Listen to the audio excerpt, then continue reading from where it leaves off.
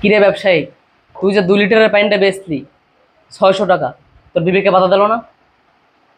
না, আমার বিবেকে বাধা দেয় নাই।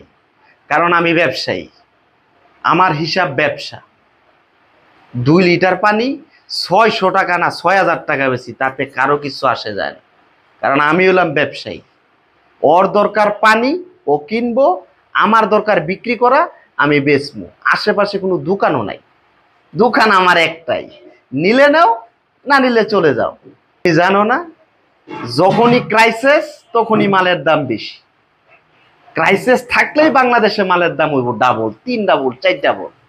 কারো কিচ্ছু সমস্যা নাই।